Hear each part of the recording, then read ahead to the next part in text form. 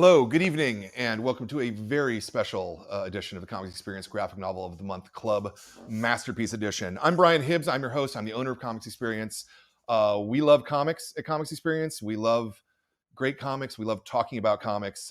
And so we have these three clubs, if you include the Kids Club, which you should, where we pick great books and we bring the authors in and we talk to them, and it's great. And we have a really special show tonight. I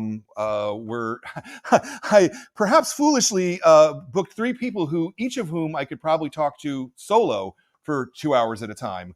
And we're going to try and get all of them in here and see where this goes. This should be a really good conversation about comics, about Vertigo comics in particular, and about our pick this month, which you can see from behind me, but I'm going to hold it up, which is Sandman, Preludes and Nocturnes. We are very, very lucky here to have Neil Gaiman, Paul Levitz, and Karen Berger. Welcome to you, my lovely panel and my good friends. Hello, hello. It's great to Pleasure be to here. be here. It is so good to be here. Yeah. Thank you for doing this, Brian. So the first question I always ask, and I this is going to be really good because the three of you I think are going to give me very, very, very different answers. The first question always is, why comics? Of all the things that you can be doing, that you could have involved your life in, what is it about comics that is special? That sings to you, that speaks to your soul. Karen, you're in the top corner, so why don't you start? Sure.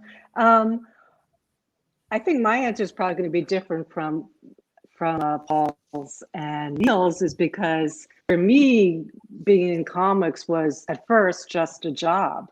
And, I had graduated from college. I wasn't quite sure what I was going to do with my life. Majored in English, had a lot of art history and journalism background. And I just kind of fell into it. And I had read comics as a kid, but I quickly fell in love with, the medium and the collaborative aspect of it, the creativity. And DC was such a great place to work back then. And, I'm more surprised than anybody that I wound up being in comics and what has become a quote unquote lifetime career. Very good. Paul? Yeah. Same question. I was a reader of everything when I was a kid. I had a particular fondness for comics and the imagination, in fact, that there were all these strange worlds, all these complex mythologies, particularly the old Mort Weisinger edited Superman family of titles, the Legion of Superheroes with one strange planet name after another, one strange superpower. I think of it as really parallel to why I saw at least one of my kids fall in love with Pokemon, that there was just a body of secret knowledge that you could accumulate. The Charmander turns into Charlizard, turns into Charpuppy or something like that. For me, it was the Legionnaires, where they came from. And I also wasn't planning to spend my life in this, but it was going to be a great way to work my way through school. And it was just so much fun. I never left. Never got any honest work. Very good. Neil, how about you? I loved comics as a kid. I loved comics in a different way. When I turned, 10 or 11, and started finding the DC Comics sort of weird titles. Swamp Thing. I often feel like the English shilling that I borrowed from my dad to buy Swamp Thing #1 with was the best investment he ever made in my education. Running into a Brave and the Bold with the Phantom Stranger, and it tumbled me into Phantom Stranger. And at that point, I realized I loved Len's writing.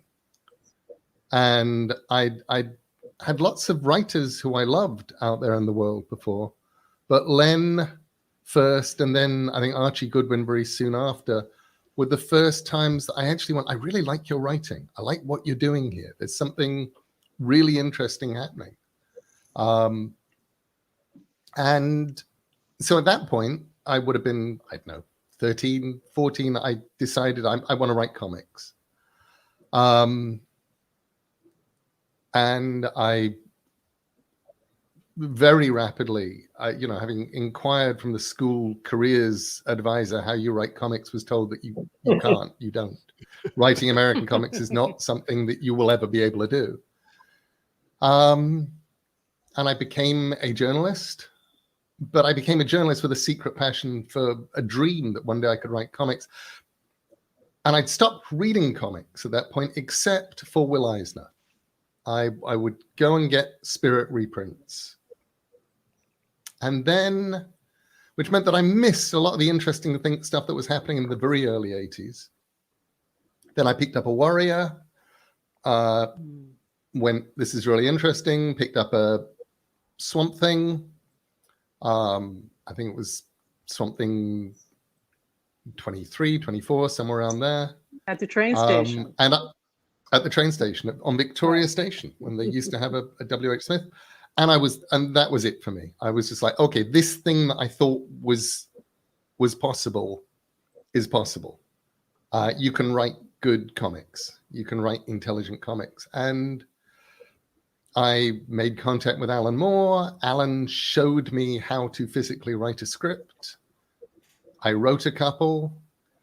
I think I don't know if I gave both of them to Karen when she was over at UCAC, but I was there as a journalist interviewing Alan and Dave Gibbons, and I just went up to Karen very nervously and I said, script. And that was how it all began. Yeah. So let's start maybe with Karen. You going to UCAC. It seems like it was one of the big catalysts for sort of everything that happened, right? Other American editors weren't coming to the UK and seeing people. How did that start for you? Well, actually, Jeanette Kahn had been going to UCAP for several years before she asked me to. What is that? That wasn't me. before she asked me to accompany her, like a week before UCAC one year. She said we were at an editorial retreat up in the mountains, which Jeanette and Paul and Dick Giordano used to do a couple of times a year with the editor. Only a handful of us at the time, and Bruce Bristow, who ran marketing, and Richard, Richard Burning, my husband, for people out there who don't know Richard. And I forget that we're talking in front of there are actual people listening to us as opposed to just a few of us sitting around talking.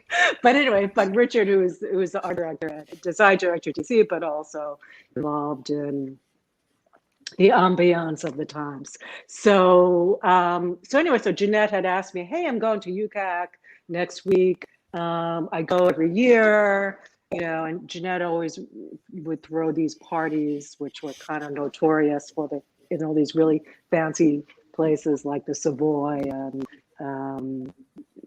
a place in Hyde Park as well, too, which people always had a lot of great stories about. But anyway, so Jeanette said, hey, I'm going to UCAC. Do you want to come with me? I'm like, yeah, sure. So before I knew it, I was there. And I had already been working with Alan on Swamp Thing for several years. This was 86. This was 1986. I'd already been working with Alan, and I had known Dave Gibbons and Brian Mullen fairly well, because Brian and Dave, actually Brian was the first British freelancer to come over. And that was a big deal back then. And so he came over and then Dave came over a few times, and I became friendly with them.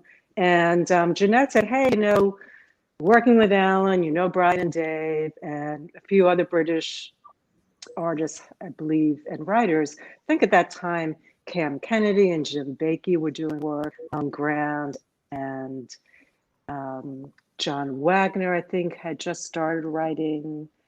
It wasn't Batman. I don't remember. Paul, you probably remember this better than I do. But there was sort of a small circle of all the 2000 ID guys were starting to write comics for DC. And that was a big deal. And that was all Jeanette's, really from all Jeanette's connections. And so Jeanette was like, "Hey, why don't you come over?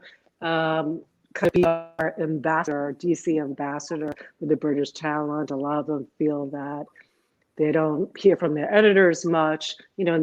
Obviously this was like in the Stone Age. No FedEx, no email. It was just, dialing the phone. And, and a lot of DC editors just didn't want to dial those extra, 4 digits or whatever the hell, 6 digits. Anyway, to make a long story short, I went over there and I sort of, it was kind of common sense that, hey, there's such a pool of untapped talent here that we're not working with. We had just started working with sort of the well-known British writers and artists, but I saw that there was, a bunch of younger writers and artists about my age who were just starting out, and I'm like, why don't we take a chance on them? And that's kind of how that started too, I guess. So yeah. So it also kind of started with UCAT. So I kind of put out the word, "Hey, I'm looking for new writers and artists." And it was also, this was the late 80s. So when I came over, I really didn't come over as liaison until like 87 or so, technically. And that was, as we know, the time of Watchmen and Dark Knight.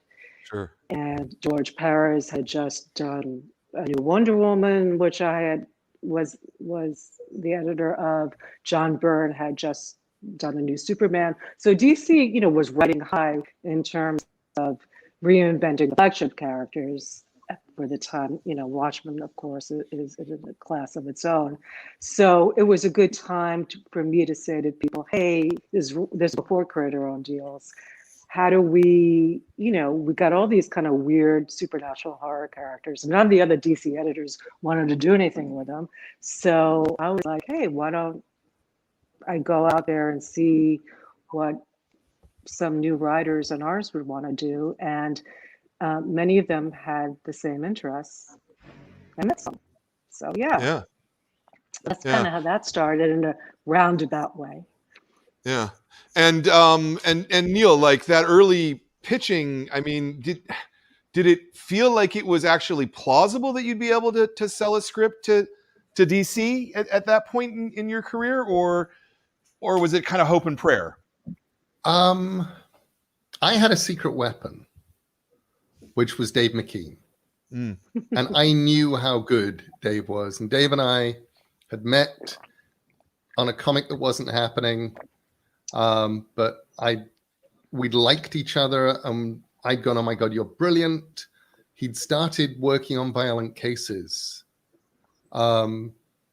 which meant that when Karen and Dick and Jeanette came over on their search for British talent, and I think the end of 86, I got to turn up with Dave. And Dave got to show them his pages from Violent Cases. And Dave was convinced that this was going to be a complete bust because he'd already gone over on his own dime to New York, kind of gone to DC and Marvel, and they'd just given him a weird look. And he'd gone away again. But we were in there. I pitched a Phantom Stranger story. And to Karen, who said, "That's funny, Grant Morrison was in here this morning and he pitched a Phantom Stranger story too." And we said no to him too, because somebody else is doing it. So out of that, that little talent run that morning, they got Animal Man and Black Orchid. Yeah. And then Karen phoned me when I was writing the last episode of Black Orchid. I was writing the last issue. And she said, look, we're a bit worried because it's a character that nobody's ever heard of, done by two guys nobody's ever heard of, and it's a female character of that, and they don't really sell. So we thought that we'd give Dave this Arkham Asylum comic to do, and we'd let you do something too, and that way you'll get names. You'll at least be known when we release Black Orchid. And of course, as it happened, Black Orchid came out before Arkham, and Black Orchid came out, a month before Sandman.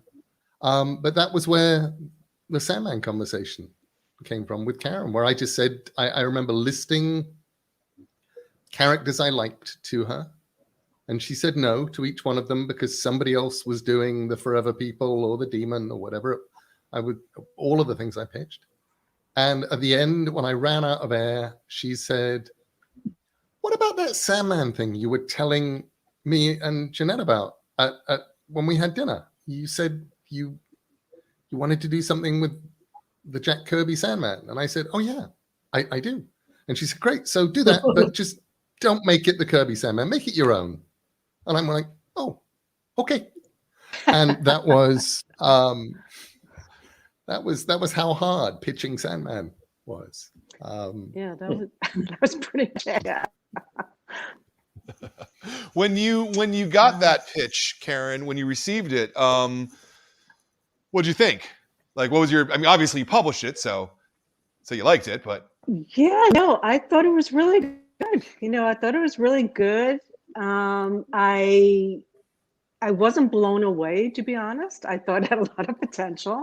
I just want to say here, one of the things that I love best about this is Karen was always, through our editorial relationship, the most honest editor I ever dealt with. If she didn't like something, she'd tell me. If she didn't think something was great, it was like, if she loved something, she'd tell me. But she was like one of those teachers who were hard grade, but when you get an A, you got an A.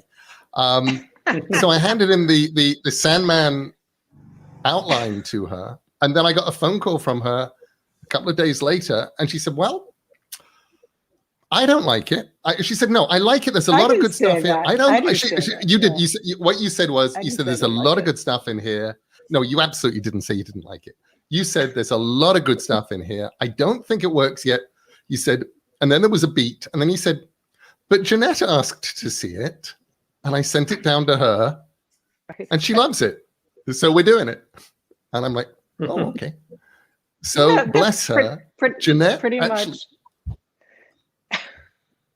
And I've never known that happen with anything else or anyone else, that Jeanette was interested, asked for the outline, and basically just rubber stamped it. So, and I wasn't ready for prime time. I mean, that's the amazing thing about the whole of Sandman. I had no idea what I was doing, at least for the first year. All I'm doing is going, oh my gosh, I have to write a monthly comic. I have no idea how to write a monthly comic. I've sold 4 short stories and 5 Future Shocks, and starting here, and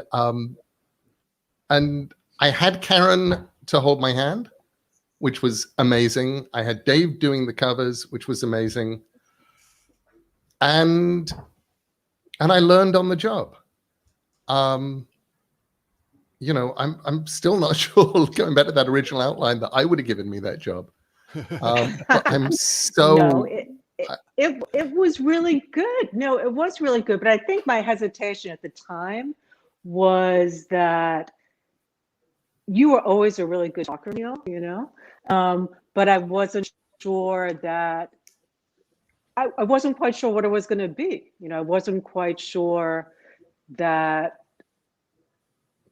you would deliver what you wound up doing. I mean, no one, I think, ever thought that, let alone yourself, probably. And we, we forget at the time we were all really young doing this stuff. I mean, I was pretty young too. I'm only 2 years older than you, Neil, even though you always thought I was so much older than you. I'm not. You were a grown up. I pretended to be, yeah. And so, yeah, it's just, it was, yeah, it was a different world back then. And I will say that Paul was really young when you first started DC. Jeanette was really young. We were all, got into our positions at a fairly young age by today's standards in terms of, a professional responsibility and all that stuff, So when you think about it, Yeah. I guess some people trusted us, right? Paul, you trusted me, so for the most part. We were making it up as we went along. And, right. Mercifully, we had good instincts. And between the bunch of us, there was enough skill and enough common sense to make it work. Yeah. So one of the things I wanted to ask you, Paul, about was sort of the culture of DC being in that weird place of being sort of caretakers of Batman and Superman and what we all knew they meant to culture. And then also really, really, really wanting to do something more than that. I mean, a lot of people who are watching this probably don't remember the DC slogan at one point was DC Comics, they're not for kids anymore. And so I wonder if you can maybe talk about that tension between the two things you were trying to accomplish. Well, there really isn't. I wouldn't describe it as a tension, Brian. I used to describe DC to our owners as a self-financing R&D company. And if you thought of it with the metaphor of a pharma company, had these couple of wonder drugs in Superman and Batman that were just insanely valuable, but you also had to keep them fresh to be able to keep them under patent and keep them wonderful. If you didn't do new stories, if you didn't bring in a John Byrne, or you didn't bring in a Frank Miller doing something on Batman, or Alan on the couple of very important Batman things he did, those drugs would grow stale. They'd be passed by the current stuff. And at the same time, we wanted to create the things that would be the future of the company. And when you do that, like with real R&D, the vast majority of things you do don't work out. They cure one patient here or there, or they entertain, in the case of comics, they entertain a kid here or there, but they don't become part of the culture. But you have to be willing to take chances and experiment. And we had a great run of it, particularly in the 80s. And Watchmen, Sandman represent two of the real wonder drugs that came out of that period of experimentation that really have gone on to be so important to the future of the company. And, it wasn't like we necessarily knew exactly how they each get made. The pile of unmade Sandman movie scripts be quite a frightening volume if you put them all together from our efforts on all of that. But now it's coming together in yet another form. The pile of unmade Watchmen scripts before the movie was made would frighten the life out of anybody in the film industry. And the film itself, I think, was wonderful on some level, but was not wonderful commercially. But the TV series that followed it, which took it off in a whole other direction, became culturally very important. So you create these children and you don't know what they're going to do when they grow up. Yeah. And you're not even necessarily going to be there when they grow up. But you hope that you're leaving a legacy that will have real value for the future. And I'm very proud of the fact, looking backwards, that so much of what we did in those years became culturally important either in the books, the comics themselves, the graphic novel forms that emerged from it, or the transmediated television or film versions that have brought forward. Yeah. Yeah, one of the things that I always admire you, Paul, was that you did keep a distance between the transmedia and the comics, and you kept them a bit apart, you know. And I think that right now, sometimes the cart's leading the horse, unfortunately. But Well, I mean, Sandman, that oh, go ahead. you know, that's the whole issue of whether there's really two ways to do R&D. Classically, one version of it is pure research and development, and you have the university or the lab on the hill, and you tell the scientists, just go fuck around with whatever you want to do, have a great time, and maybe something will be useful. And that's the Bell Laboratories. That was Xerox's Park Laboratory that invented the mouse. And a lot of the time when you do that, the company that is funding it doesn't get much use out of it. The other, we put the R&D right next to the factory, and you say, look, we're doing applied R&D. The guys from the factory are going to come over and say, we need a better way to make these dust busters stronger. What can you guys come with? And the decision to move DC to California and nest it more firmly within the film and television divisions, real decision to make it more of an applied research and development company rather than a pure research and development company. You can argue for either of those. I was real happy running the pure research, and that was the version I was interested in doing. The other one, you know, that's okay. It's your company. You can do it however you want. Absolutely. To keep with that metaphor, I mean, I would say that Sandman, in a certain way, is very much as pure of a research as you can, because the only thing it really has in common with the two previous iterations of the character is the name, essentially. Neil, how did you make the jump from the gas mask Sandman, the Kirby Sandman to Dream? Honestly, it was just Karen saying to me, make it your own. Okay. And I suddenly went, oh, great. Okay, I have a blank slate. I have this idea. And the idea was simply King of Dreams. I always thought it was weird that the Sandman in the Fleischer, Kirby, Simon comic only ever showed up in the dreams of one kid. And I'm like, that's weird. Shouldn't he be in everybody's dreams? Shouldn't he be the king of all dreams? Shouldn't he be running it? Well, maybe. And my idea at the time was just, okay, well, maybe that's how this one kid sees him, but he's much more interesting than that. So starting with a blank page, it was me taking incredibly realistic stock of my talents and going, okay, I don't think I'm very good at superheroes. I love superheroes, but I don't have when I watch Alan, when I watch Grant Morrison, when I watch people who do superheroes, there's something that I don't do there. But I love the thing that Roger Zelazny did in his book, Lord of Light, where he had people who were gods. And it felt like superheroes. It had all of that kind of thing going for it. And maybe I can do God comics.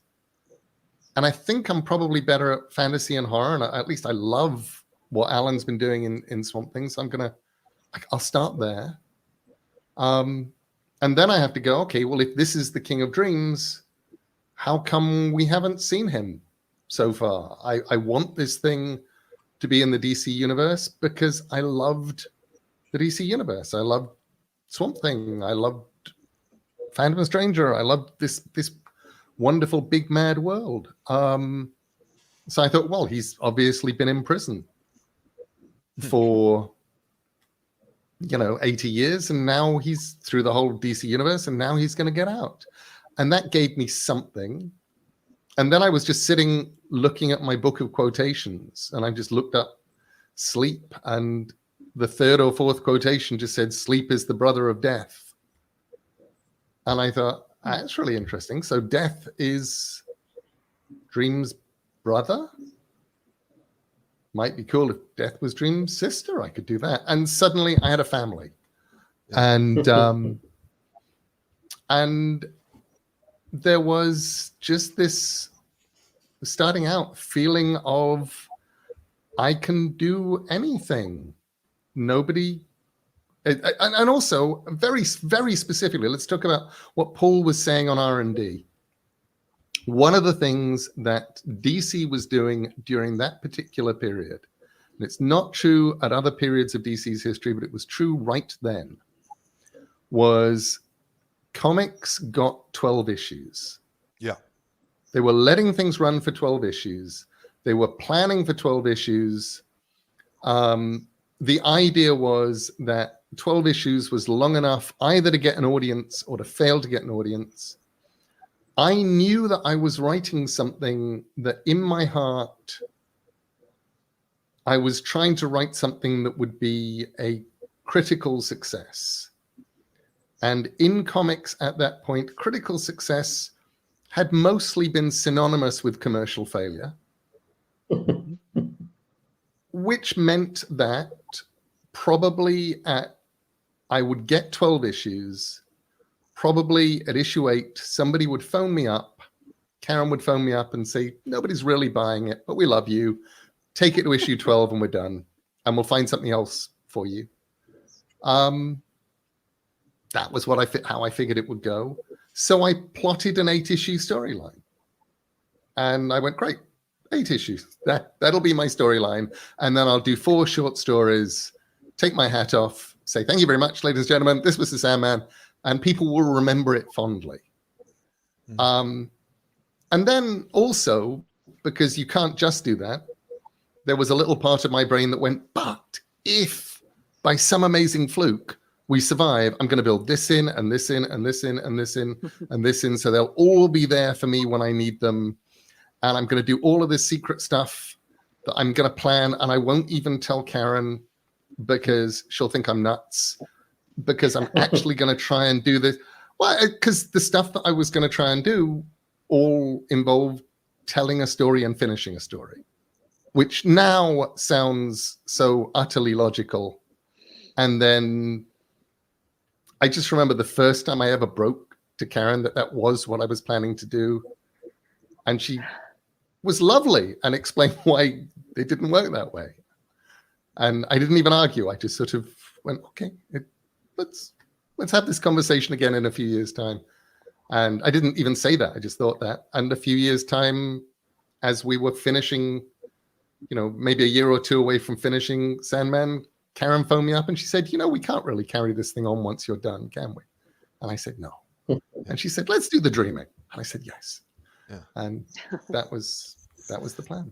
I mean, in a lot of ways, periodical comics are all middles, right? I mean, even when you look at, say, Lyta, you're telling, she had a story that came before, and you gave it a bit, and theoretically someone else could pick it up later. It's really rare to get the chance to actually build your own mythology within that environment. Yeah. And that is the achievement of DC and of Marvel. Looking back on whatever we're now in 80 something years of comics history. Yep.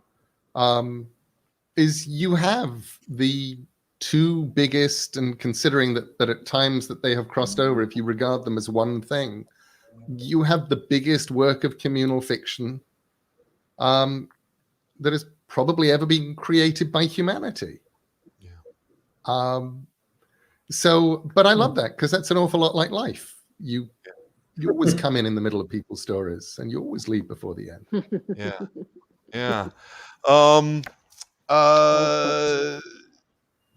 At what point did you know that you were getting more than your 8 issues and your final 4?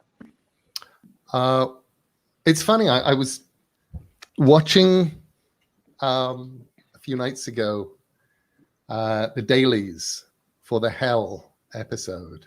We're shooting we're shooting a little bit out of order. We did 1 and then 3 and then 1 and then 5 for the Netflix show. So we did episode 1, episode 5, then went back and did 2 and 3. And then we did 7 and 8. And now we've gone back and we're doing 4. So I got to watch The Hell and Gwendolyn Christie as Lucifer, and it was amazing. And I was telling my assistant out here that issue of Sandman, and telling Alan Heimberg, who's show running, that issue of Sandman was the lowest selling issue of Sandman ever in history. Yeah. We sold whatever we sold, 60,000 of the first issue, and then it dropped for the second issue, and they dropped their order for the third issue, and they dropped their order for the fourth issue, which I think was like 41,000. It was, and I think the royalty cutoff was 40,000 at that point. So it was down to 41,000. Yeah. And then with issue 5, it went up to 43 or 44. Issue 1 had now come out and people were reacting to it. And then issue 6, we're back to 45, and issue 7, we're at 48, and then I handed in issue 8, the script, and I was very, very unsure, because here was probably the least comic book story I had ever written. Nothing. It's basically a brother and a sister meet in New York and walk around a bit, and one of them cheers up. And that was the plot. Yeah. And I thought Karen wouldn't like it, and she loved it, the script. And then it was drawn, and I thought everybody was going to hate it, and everybody loved it, and they got behind it. And Karen, you have with you the thing that in some ways changed everything. Yeah. Here's the camera. Here it is. Yeah. Yeah. Yeah. Yeah. That, and what Paul and Bruce and Karen, and I don't know who actually came up with the idea, was the idea of, they had Sandman 8. They knew they had a sort of little low-level critical hit on their hands. It was now selling. It was getting an audience. And just the idea was they would overprint 25% and send each store 25% more than they had ordered free. And just say, give them out. Do whatever you want to do with these. You can sell them, but we'd love it if you give them away. And the first issue, the one Karen is holding, is actually not the one that was first printed. It's the second printing, but the incredibly rare one, because the first version was printed and they left off the letter on the inside front cover. But the letter also contained the copyright information. So then they had to go back to press for like 5 copies. Paul, you remember? I don't remember.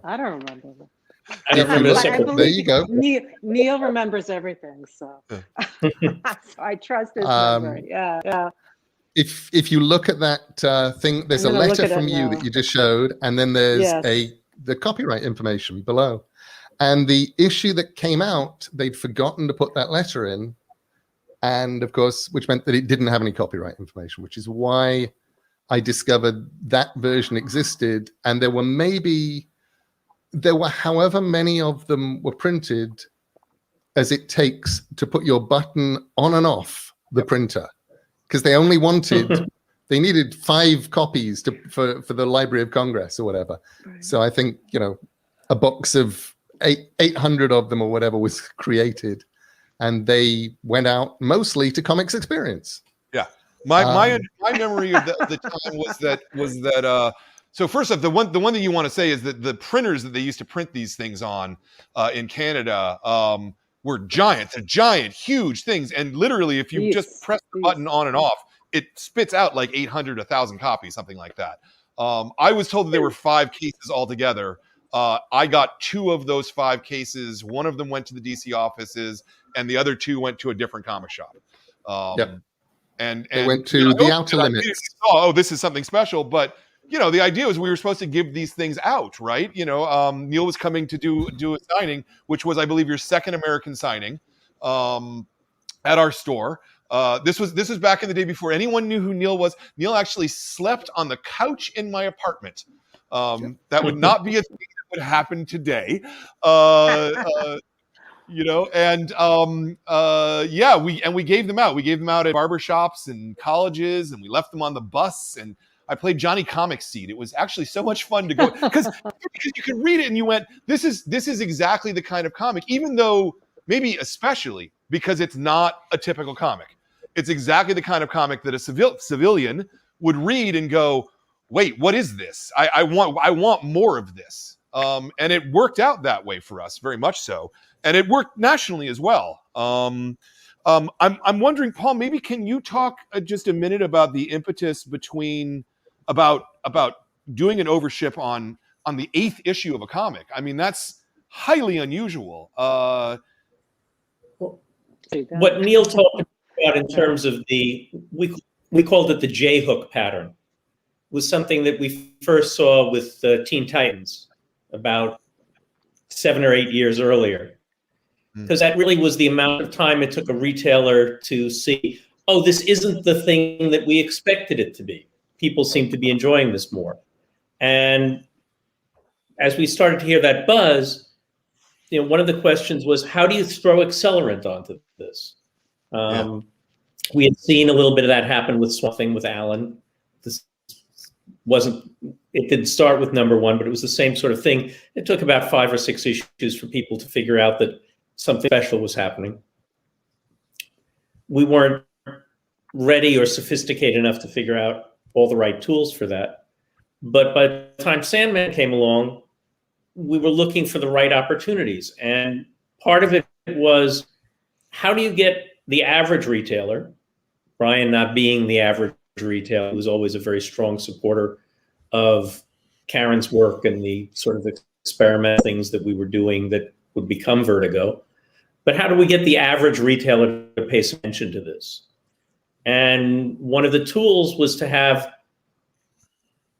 a fairly expensive Sandman statue solicited at the same time, because you know the comic, well, you could look at your numbers for last month and it's doing okay. Let me order 5 copies more than I had last month. But couldn't get a dramatic, you weren't likely to get the average retailer to look at it for more than 2 minutes. I don't remember what the first Sandman statue cost. I think it was $75 or $100, which was an awful lot of money for the comic shop world. Of course, it would be non-returnable. And there really wasn't anything to predict it based on. There had been some statues of some of the characters, but not anything that was as new as Sandman, and not anything that was as different as Sandman. So it really made the average retailer stop and really look at what the numbers had been for Sandman. And that was another piece of trying to goose it along and see, you know, what can we get this up to? How high can we bring this? Interesting that merchandise was as big of a part of that. I mean, I remember that happening at the time, but I wouldn't have thought that was the thinking. You know, we haven't really talked much about Bruce Bristow, and Bruce kind of is the mysterious 5th person who should be on this. And Bruce and I butted heads, but he did 2 things that were gloriously right. The first thing happened when Sandman 16 was just about to come out. And Sandman had a buzz by this point. We didn't have a statue. We didn't have anything. We just had a comic, but we had a comic that people were buzzing about. And Michael Gilmore was doing the What's Hot issue of Rolling Stone, and he wrote about Sandman. And Rolling Stone's ad department called Bruce and said, and this is my memory, you have a free advert if you want it. Yeah. And Bruce went, well, hang on, we haven't got anything to sell. And suddenly, and we put this book together. In my memory, Karen, is we had 2 weeks to put it together. We were using stock art from the original Doll's House trade paperback. We're using we have a stock copy of it. Dover Put it art. on the screen, Jordan. There it is. There we go. That's is so that the that ad that we ran in Rolling Stone? Oh God, that was the ad that ran in Rolling Stone. Wow. And it was Horror Has a New Face, Sandman. And the book existed, so there was something to sell. So that was the incredible speed with which that happened. Bruce, bless him, at the time thought it was a failure, he told me, because I think maybe 2 copies sold through that ad. There was a number you could call and nobody, but it did change everything. And it was the first time anybody had ever done a trade paperback of an ongoing series while it was ongoing. That thing, nobody had ever made the head jump. Yeah. And when we take that for granted today, because, today the average viewer of this expects there to be a paperback, right? Like it's actually changed the whole equation of how comics sell, right? Because a lot of people avoid the periodical, the serialization, because they know there's going to be a book. But back in those days, that was not a thing at all. As I recall, DC had maybe a dozen books that were in print at that point. Watchmen and Dark Knight, if that, and they were all from things that had been completed. So they were Watchmen, they were Dark Knight, they were Camelot 3000. Yep. They were maybe Death in the Family. We had Vendetta. We had done a great Dark paperback of the Legion, but it was Ronin. Yeah. It wasn't of the flavor that we were currently producing. It was this had become a famous story out of the history of it. So here's the compiled famous story 5 or 6 years later. Mm-hmm. Doll's House is the first time that if you like this, you can start buying the regular monthly comic. You can connect to this. And, it was different from the present model in that we didn't start with the first issue. Yep. It was kind of crazy when you think about it. It's insane. Well, it is insane. And it worked. I was reading this last time, like, why that? I said, I know it made sense at the time, but when you think about it, who the hell collects a story as a book? Who does the first volume starting with issue 8? But the logic at the time, again, all goes back to this Rolling Stone thing. Michael Gilmore was doing this piece, What's Hot in Comics. Sam was going to be featured, and we wanted to get a book in an accessible storyline out there into the world. And because Death in issue 9, Neil? No, 8. Because Death made her appearance in issue 8, and we hadn't even thought about collecting them because, again, you just didn't collect stuff back then. Yep. We decided to start. We said, okay, well, Death is, this is a new character. The story is so different in many ways from the first arc. And you, as Brian, you were saying before, you could hand issue 8 to anybody who didn't read comics, and they'd say, "Wow, this is like, hey, I want more of this." And issue 9 was the same thing. Issue 9 was, what's the name of that story? Sound of Her Wings, right? Sound of Her Wings. Yeah.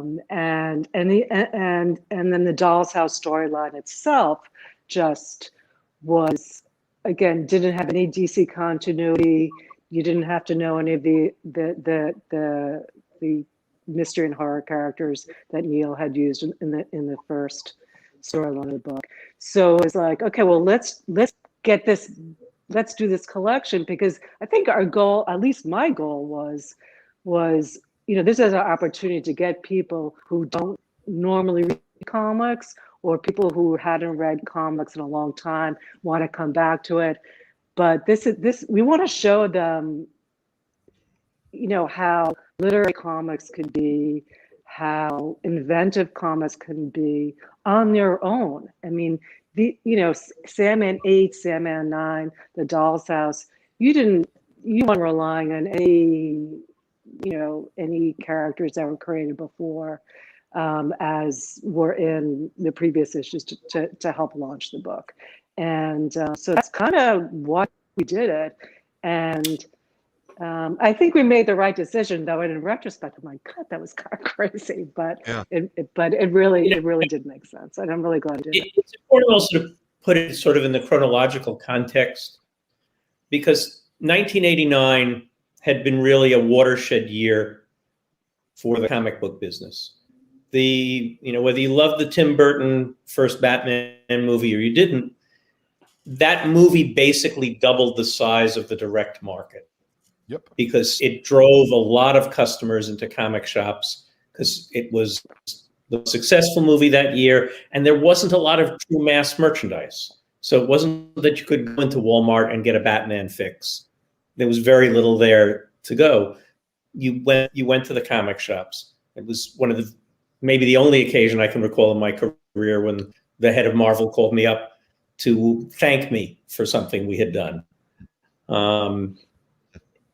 We were coming off that, and that gave us a belief that there were new people interested in reading comics. We'd had to print an astronomical number of Batman graphic novels, reprinting, so the obvious important suspects of that period. But the idea of the graphic novel had started to have a little bit of momentum between what had happened with Watchmen, Dark Knight Returns, Mouse, not any relationship to us. And the Batman movie had built on that. So do we have something else? We have an opportunity. Rolling Stone's going to reach that wider audience. It's going to say something about it. Maybe we've got something here, and maybe we can connect to that kind of audience in the process. Yeah, no, absolutely. And I mean, it changed the. I'd say the success of the graphic novels also, it's so weird. I look back on Sandman, and it took us, until about issue 50-ish, I think, or maybe issue somewhere in our 40s to break 100,000 copies. We were almost never, until the very final issues, anywhere but somewhere in the top 100 of comics. We were not, we weren't this commercial thing that we are remembered as being. Mm-hmm. We were in your store, Brian. You were weird. And we were hand selling it. We literally, every customer who came in, were like, buy this, and it worked, exactly. Because it was a good thing for them to read. So 20 years ago, which means God knows what the numbers are now. Actually, 17 years ago, I sat down in Paul's office, and we decided to figure out at that point how many copies of Sandman had sold. And Paul was like, okay, I'm going to give you my numbers, but they may not actually quite align with any royalty. And I'm like, no, I just want to know. Let's figure out what we've sold. And we sat there and we came up with numbers that were kind of shocking. I mean, and one of the things that I realized at the time, and I went, okay, well, if this were translated into comics, how many comics would we have to have sold while it was coming out to be here? And at the time, my recollection is it was 4 million copies of every issue. Wow. And that was 17 years ago.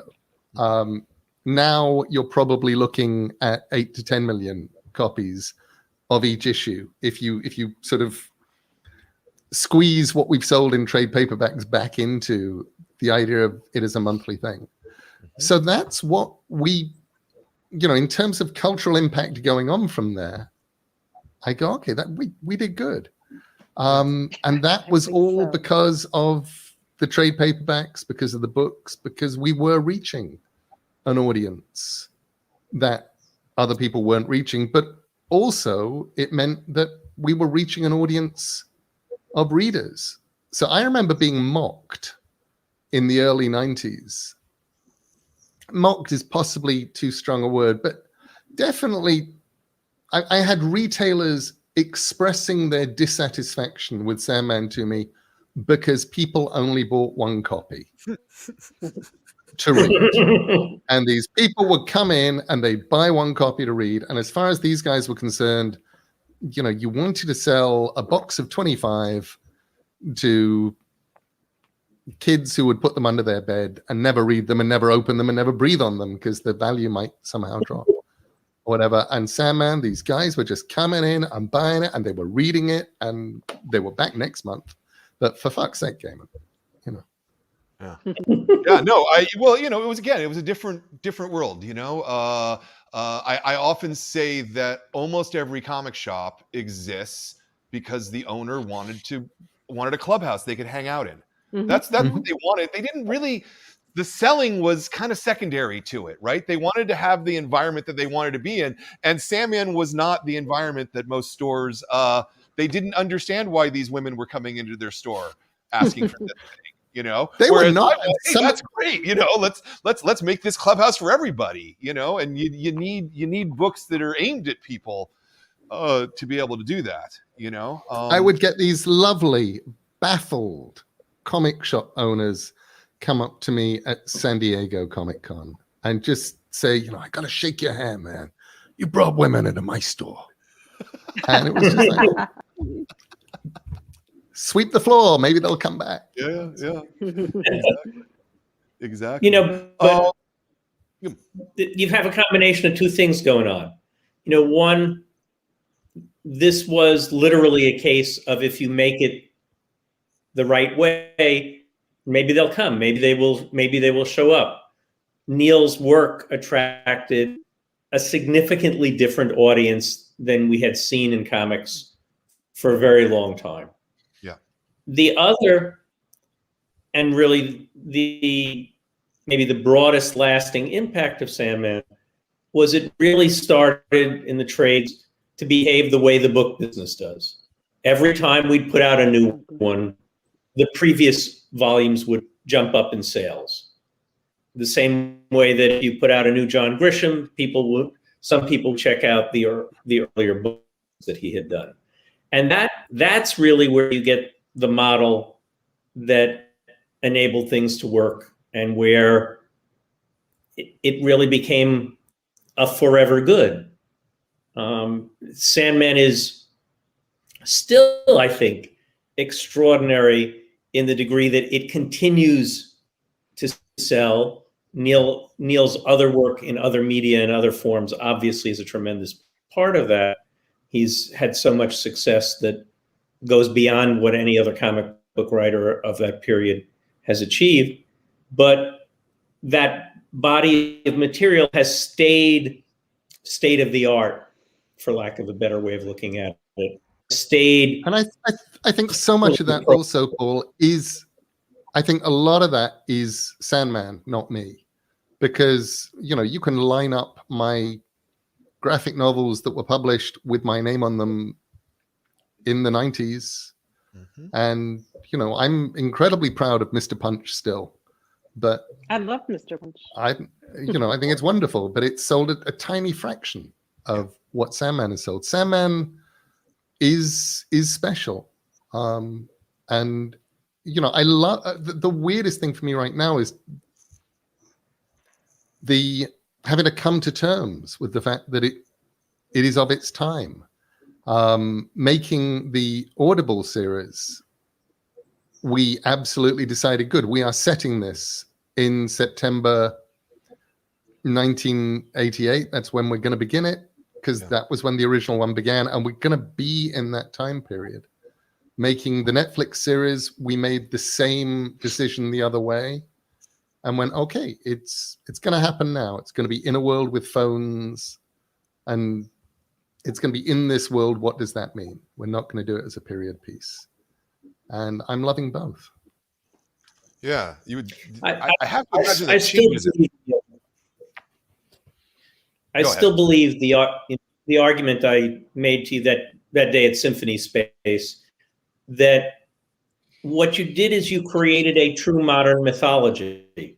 We toss around the term mythology for the superheroes, but in fact, mythology is about explaining the things in the world, the universe, that scare and bewilder us. And when you think about that, endless characters, those are really the forces that are particularly scary and bewildering for young adults. You're coming into your own college age, the idea of what your destiny is, what your dream is, what your desires are, what you're doing to yourself with delirium, perhaps, and the destruction that the world may face. All of those things are really very primal forces to that generation. And maybe right now you would add disease to it, but begins with a D. You may have claimed it only because you were looking for things that began with a D, but the divine inspiration that was underlying it was you really somehow grasped how those forces fit together in people's heads. I think the magic of making comics, or one of the magic things of making comics, is that you're doing things at a speed that forces you to go with your first best idea.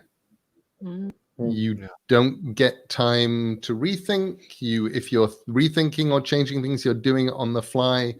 You are grabbing everything that comes in and going, everything you see, everything that passes you.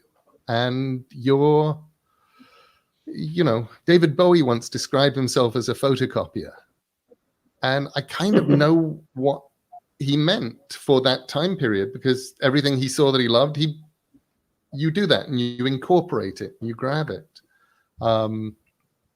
And anything that passed me that I thought was cool, it was like, good, I'm having that. Any artist I could work with, I was just like, good, who are you? What do you like drawing? What can we do? What can we do together that's cool? And I didn't have time to second guess myself, because if I stopped too long, there would be an artist who wouldn't be able to pay their rent, a letterer who couldn't pay his rent, a colorist who couldn't pay their rent. Books late. Yeah, we had to get books out. We're in a monthly schedule. In those days, you did not miss a month. You just did it. And the other thing that I think is really unique about Sandman that is very different than its contemporary peers is that collaboration, that you're working with different artists on a really regular, constant basis. When we look at the other Vertigo comics of the time, it's generally the same creative team for the most part. There's fill-in issues, but Sandman was never fill-in issues. They were all fill-in issues in that sense. If things had gone according to the original plan, Sam Keith would have been penciling, Mike Dringenberg would have been inking. That would have happened forever. And instead, we were on Sandman 3, and Sam Keith phoned me up and said, I feel like Jimi Hendrix and the Beatles. I'm in the wrong band. I need to stop.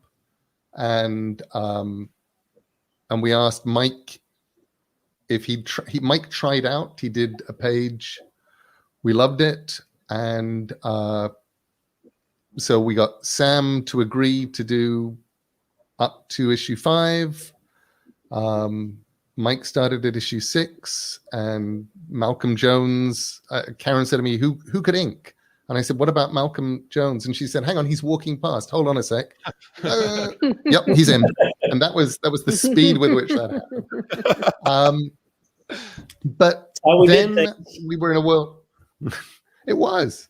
But then we were in a world very quickly in which it became apparent that Mike Dringenberg couldn't draw comfortably, hit a monthly deadline always. And also sometimes we wanted to do things like, the collector's issue, which was an extra length issue. So we needed to find time for him to do that. He was starting to burn out monthly, and we sort of looked at this, and when we got Kelly Jones, we weren't looking at Kelly as the new Sandman artist who will be on it forever. We were looking at, okay, we'll do this storyline with Kelly. And then when he's done, we'll do some short stories with different people, and then we'll find somebody else. And, it turned out to be Sean McManus, and then Jill Thompson. And, they each, and so it became a different way of doing it. It became a way where you try and work, or I would try and write to an artist's strengths, and I would have long conversations with Karen. I mean, probably the longest conversations that we had overall were always just talking about what I wanted to do next and who we could get to draw it. Mm-hmm, mm-hmm. And, the only one who we didn't get was Mike Mignola was meant to draw the Kindly Ones. Mm-hmm. And Mike Mignola was meant to draw the Kindly Ones at a time when I had pitched the Kindly Ones to him as I thought it would be 3 issues. So, and by the time we got there, I was pretty sure, A, it wasn't going to be 3 issues, and B, Mike, I think Hellboy was happening. He was, he was busy, and, and we got Mark instead, Mark Hempel. And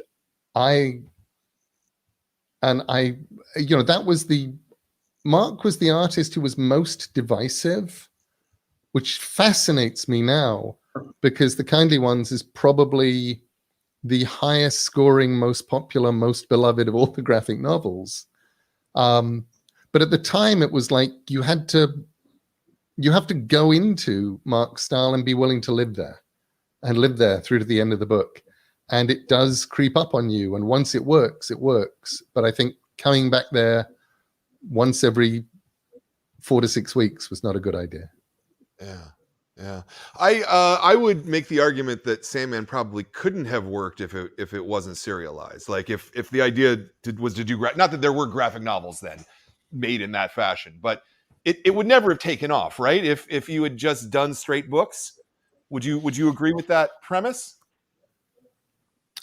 We wouldn't have had the feedback. Yeah. One of the great things about Sandman was letters page feedback, was feedback from retailers, was, I remember doing a signing in Comics Experience, and people saying to me, what are you going to do next? And I said to them, well, the next one is going to be the Orpheus. I'm going to do an Orpheus story. But in the days before the internet, what was great is people would ask you questions and you just answer. You didn't need to sort of hide spoilers. So it's like, who's the missing brother? Oh, that's Destruction. You just tell people. And I remember saying, I'll be doing Orpheus next. And everybody in the signing line who I would tell that I was going to do Orpheus said, oh, who's Orpheus? And I had a whole story planned, which was like sort of jazz improv on the Orpheus story. And by the end of that signing, I realized that nobody would know the story I was doing my jazz improv on, so I better just tell it straight. And that was why the Song of Orpheus is the straightest, least, it doesn't do any clever things. It just tells the story completely straight, because I needed people to know the story for the rest of the story to work. And that came from that one signing in your store. Wow, that's neat. I want to go back to your question, though, Brian, about the graphic novel versus the comic. Yeah. Because I think besides the feedback part of it, the fact that it was a monthly comic meant that it lived in people's lives continuously. We can't underestimate the power of that. Today you have creative people who are really good at working social media, creating constant presence. Neil has been extraordinary at that at points in his career. But the power of monthly comics when they work in a beautiful fashion as Sandman did, is you pick it up, you read it, maybe you reread it, you're thinking about the next issue. If it's a multi-part story, maybe you reread 2 or 3 before you go back. If we had done the graphic novels, the gap of 6 months, a year between individual elements of it would not have built passion the same way. They might have won the same awards, they might have been regarded as the same brilliant efforts, but I don't think you could have built the emotional charge of the energy. When is it happening? Who's going? And I think the changes in the artist is a part of that too. Who's going to draw the next arc? How will this surprise me? You know, one of the enduring strengths of genre fiction is that people want something that is simultaneously familiar and surprising. And the way Neil and Karen and the team built Sandman absolutely had that power. You were being surprised by the kinds of stories. Wait a minute, this one's taking place in Shakespeare's time. Now we're in the time of Harun al-Rashid. Now we're in Augustus Caesar. How do we go from one place to another, one time to another? Who's drawing it? What's happening here? Yeah. That was a constant charging of energy that kept people excited by what was going on. And they obviously still love it in the graphic novels, but they're now able to find those graphic novels where if they want to binge read them, they can binge read them. But the myth of Sandman, the passion of Sandman, built vastly better coming out on a more or less monthly schedule for whatever that was, 6-7 years. Yeah, absolutely. And, you know, it also allows the production of work in an affordable fashion. You know, the fact that we got 75 issues of Sandman that were, let's call them $2 each, you know, as opposed to getting $25 hardcovers, right? Like, it just made it more accessible. It made it so that people walking in off the street could go, oh yeah, I can get, this is great. It's like buying a gallon of milk, you know? I love serialization. It's yeah. So let's talk about maybe the beginning of Vertigo, because obviously Sandman was one of the sort of key components to put the whole line together. Do you want to talk a little bit about it, Karen, Paul, about what you guys were thinking to take all of these disparate things and put them together in a single line? Other than it's an obvious idea. Okay. It's all her fault. You let me do it. So you asked me to do it, actually. You know, I was on maternity leave with Zach, my first kid, who's almost 30, believe it or not. And I get a call from Dick Giordano, who said, hey, you know, you want to come in and talk to Jeanette and Paul and me, and you know, we just want to talk to you about what you're doing. Really like all the books you've been doing. But come on, let's talk about when you come back from maternity leave. You know how you can kind of do more of what you've been doing. So we had a really casual conversation about how you know, the sort of proto Vertigo books back then. There was kind of the you know, the in-joke name, the BERGER books, as people call them in the industry.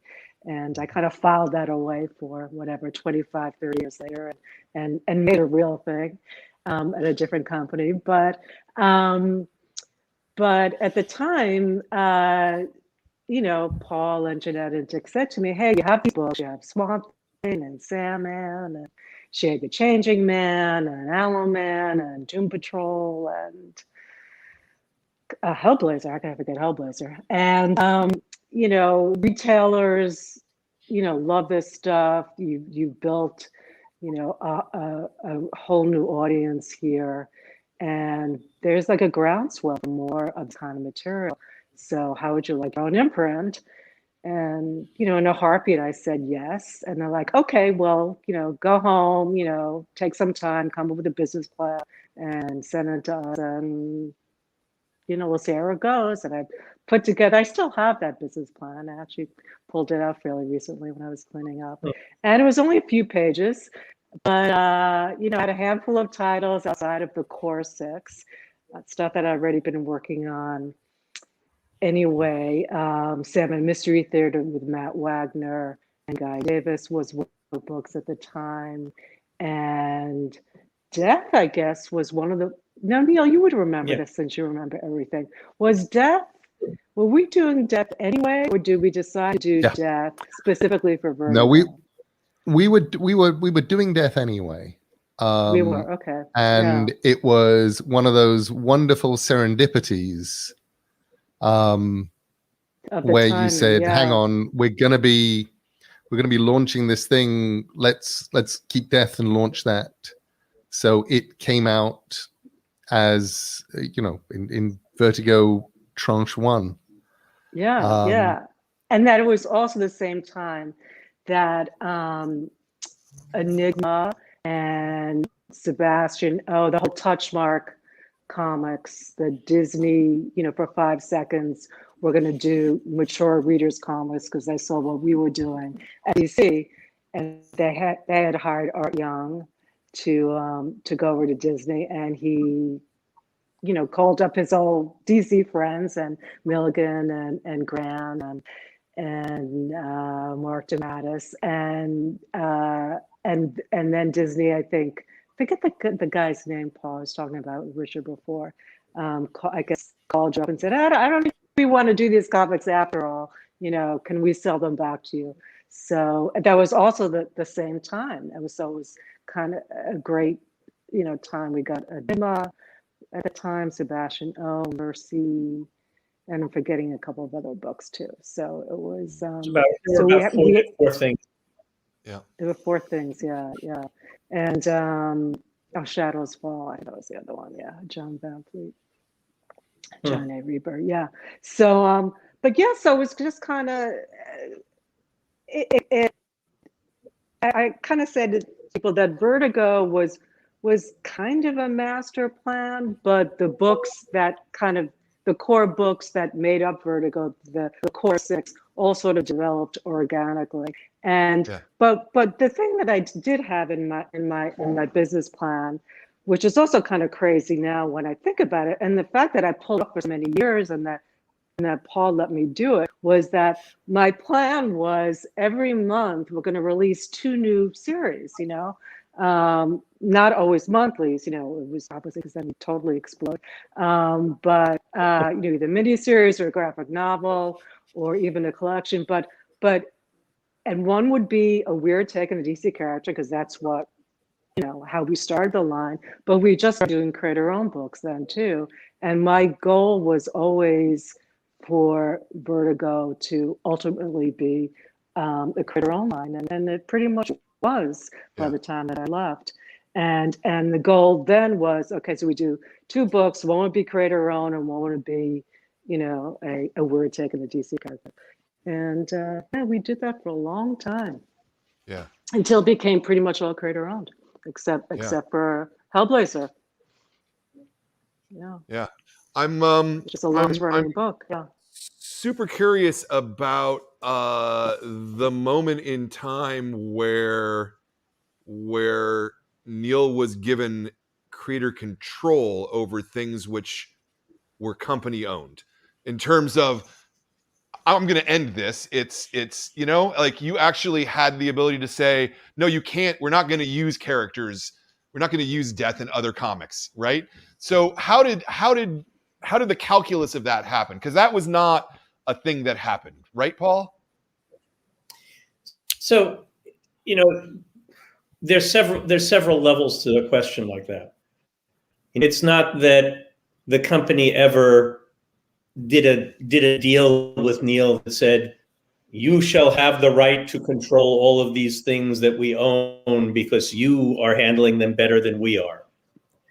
My memory is that the pivotal moment was, I think it was around issue 35, we were doing 12-issue contracts with Neil to write Sandman.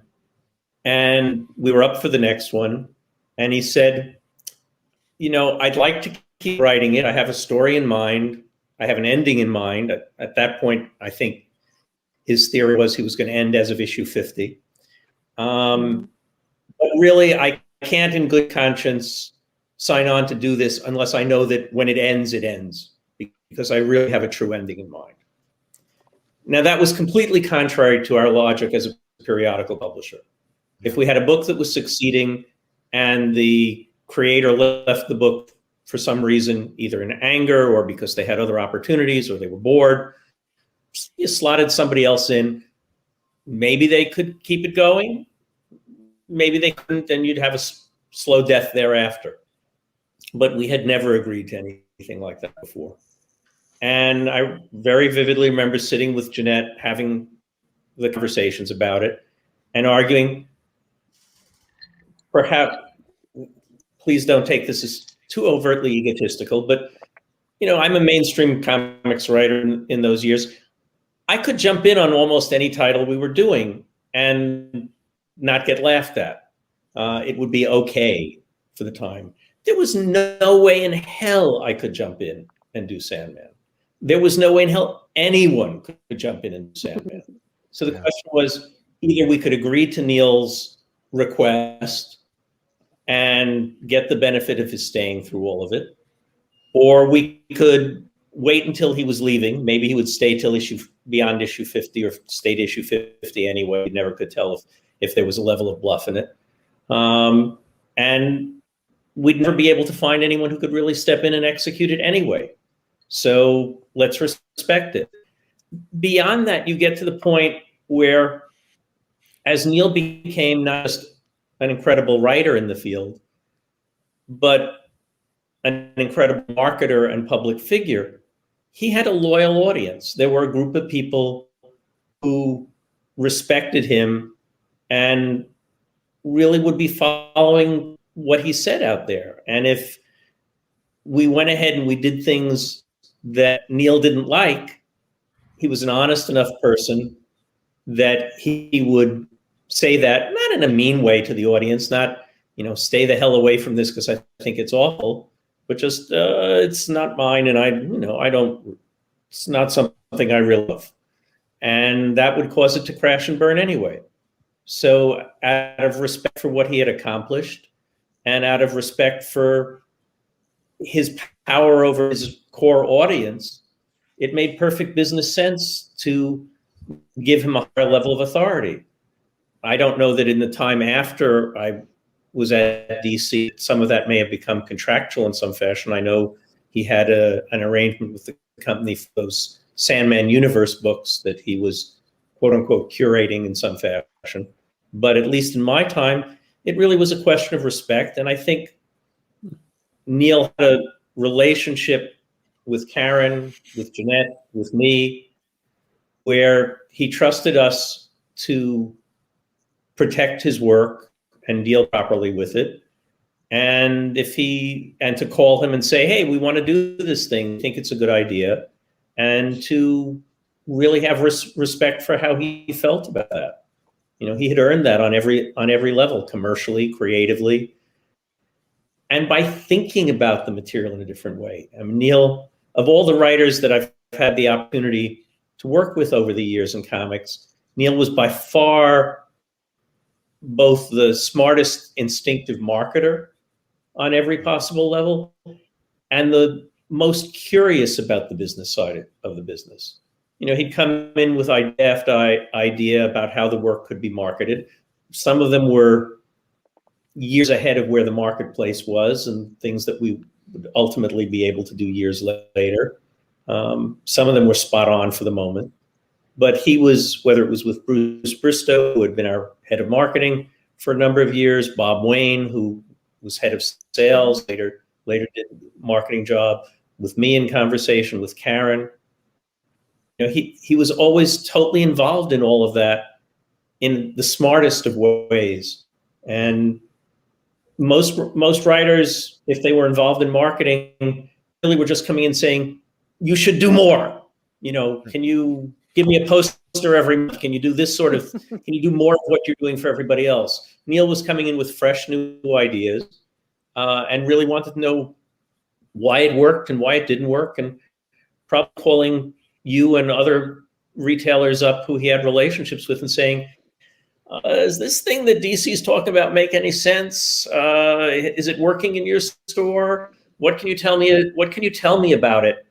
He was doing his homework on every level in a way that I've never seen a writer do. Yeah. Agreed. Also, I was very, very willing to be wrong. Yeah. Which was incredibly useful. I remember Brian and I both agreed that Sandman Month was a terrible idea. And Sandman Month was the one where DC, during the course of 1 month, brought out the statue you talked about, that the Kelly Jones statue, the done by Randy Bowen, the a death watch, a slipcase, and published 2 books, and had a poster, Kelly Jones poster, and they all came out at the same time. And it was, and I remember Brian calling me up and going, there's like, $300 worth of Sandman merchandise coming out in 1 month. This is crazy, Neil. And I'm like, and I went to you guys and said, this is crazy. Why aren't we spreading this stuff out? Why are we trying to do this in a month? And at the end of Sandman Month, when sales on everything had exceeded everybody's expectations, and when everything that had been just traveling along had also just moved straight up a notch, I was like, oh, okay. You need to be a big enough bowling ball to make a dent on the rubber sheet. And actually, that was what we did. We got that, as Paul was saying earlier, we got the retailer's attention in a way we wouldn't have done if we'd taken all of this stuff. So for me, that was, I loved being wrong. Because I'd learned something, and that was fascinating. I also came into it having watched Alan Moore's leaving mainstream comics, very, sadly, angrily, leaving mainstream comics. And that was as I was coming in going, okay, well, maybe this relationship will go horribly wrong, but let me do it right as I go. And I did things that, in retrospect, were obviously incredibly unusual. Like, I would read my contracts. And I only say that that's incredibly unusual because, 5 years ago, there was a point where I got to call DC and say, you're doing this thing that you can't do. And they were like, no, we can absolutely do this thing that we've just done, which screws you over, but we can do it. And I'm like, actually, there is a tiny clause in an obscure contract of mine that says you can't. And they're like, no such contract exists, clause exists. And I went off and I'm just telling my agent, I remember this clause, it does exist. And I went off, and eventually it took like 4 months of going through every single piece of paper. And it turned out that it wasn't even in a contracts drawer. It was in a letters from DC drawer, because the first 3 pages were a letter from Chantal Donis, and then it became a sort of contract at the end. But it had this little clause that I remembered existing, and I showed it to DC, and they were like, oh, okay, you can have whatever you want. You want, it's candy. We're sorry. And it was, but it was fascinating to me. And it was like, okay, well, I read my contracts when they came through, and I remembered them because I figured my contracts were going to be hugely important to me down the line. And this thing that I was signing was big and important. And I really wanted to know, and I didn't feel like there was anything wrong as an artist in understanding what the contract you've signed said. Just as I did a year on Sandman, and then I wrote a letter to Paul and Chantal and Jeanette, and I said, hi guys, can we make my deal better now? And because I was like grumpy, the deal that I had wasn't a very good one. and I wrote a very nice letter explaining why I thought my deal should actually be better. And, a month later, got a letter back from Chantal saying, yeah, you're right. Okay, so we're going to give you this, and we're going to give you this, and now you're going to get a creative by credit, and we're going to give you this stuff. And nothing was ever done in a sort of, was never done in anger. It was never particularly done in any kind of holding DC up kind of way or whatever. It was just like, okay, we're grown up, so obviously everything can always be negotiated. So we did year one, that was great. How are we going to do year two? Excuse me. Yeah. Well, when you sent that letter, Neil, the essence of it was we did a deal when Sandman started where you were going to do a lot of stuff from DC universe. And that first incarnation, beginning story, was very nested in it and built on it very strongly. And we had done a deal that sort of said, okay, for a new character set within the DC universe, using an old name, using some old ideas, but with some new stuff, this is worth X. And your letter was basically, well, guys, if you've been reading the book, you've noticed that, in fact, I ended up doing something that is genuinely new and that I think is kind of important. And it clearly was. So can I have the new and clearly important kind of deal? And, Nett and I and Chantal and Karen certainly would have been supportive of more for the talent in almost any circumstance. So, she was an easy and consistent voice in anything like that. But those of us who were supposed to be the purse string holders and the cheap bastards said, no, he's right. This is something new. This is something potentially important. It should treat it that way. So that was very easy to give you what you wanted, because what you wanted made perfect sense and you made a great case for it. Did the work change as a result, Neil? Did you?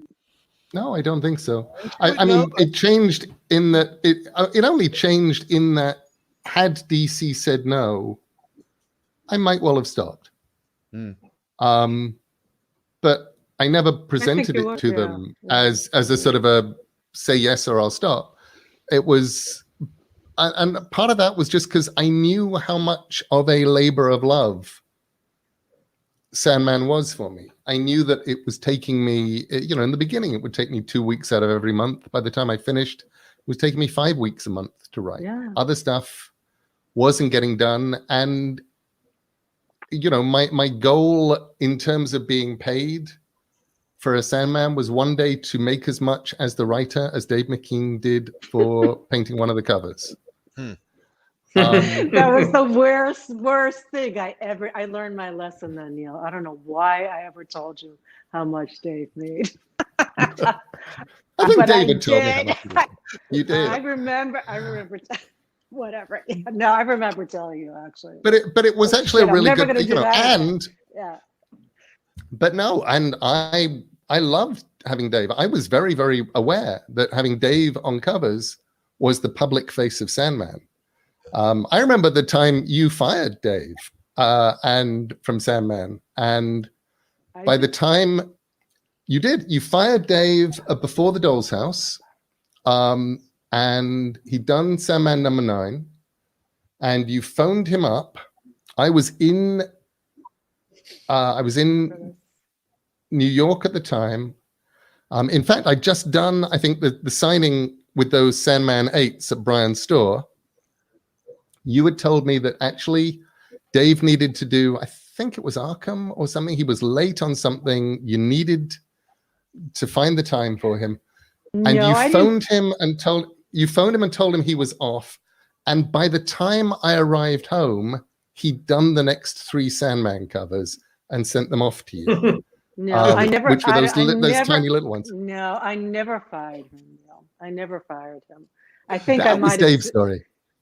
Yeah, no, I think maybe I said I had to bring someone in for a couple of issues because he was too busy, but it was never like you're off the covers. I never did that. No, I never did I that. just Yeah. what I It makes a all I better remember story the is other way though. it I do is a better remember story. I do remember doing like 4 covers, like.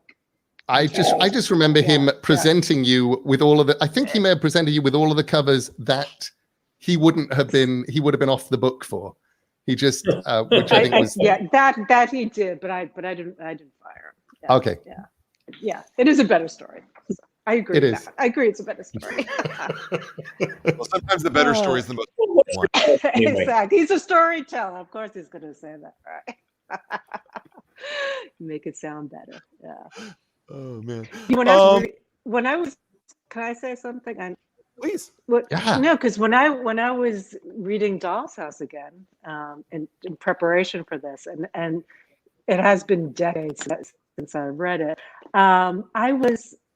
it was so much fun because I was totally reading it objectively. I was almost approaching it like I hadn't read it before. And it was a really great experience. And not only was I struck by how timeless it is, and I can say this as a person who worked on this when we first did it, and trying to be, kind of the, unattached to it all, just reading something new. There's such a timeless quality to it. It does not, it reads as fresh and as it did when I think you sent me the script, Neil. The scripts on these issues, and I was also struck by Mike Dringberg's layouts. They were really, he did such beautiful storytelling and really pushed boundaries in many ways. And was struck by Malcolm's inking. God, he was so good. He really he was such a wonderful illustrator, Malcolm, and you could tell when he would get lost in a face and render it so beautifully. And it brought back so many great memories for me reading it.